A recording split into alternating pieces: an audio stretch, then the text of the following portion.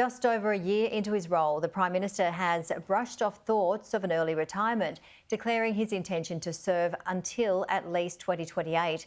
Ruling out an election next year, Anthony Albanese tells Sky News his ambition for a second term is to guide Australia through a period of challenge and change.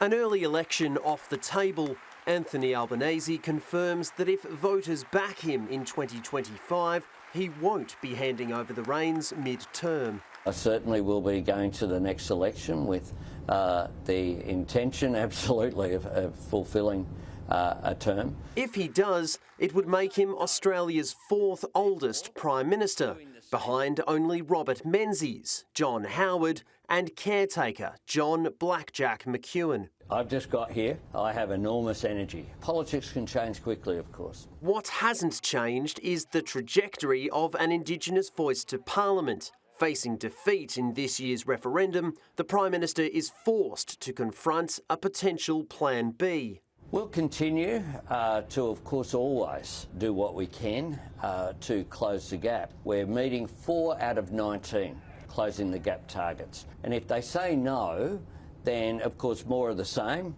will continue to exist. More of the same would also mean no legislated voice, despite support from the opposition for the establishment of local and regional bodies. Doing it through legislative means that can provide, if you like, proof of concept to the Australian people. It's never easy winning referendums, especially if you don't have bipartisan support. Tackling cost of living pressure remains a priority for the Albanese government, but when asked on Sky News to identify the cost of a litre of petrol, which has risen to a 13-month high, the Prime Minister missed the mark. I don't go and fill up my car, but it was around about $1.80 last time I did. A distant memory for most.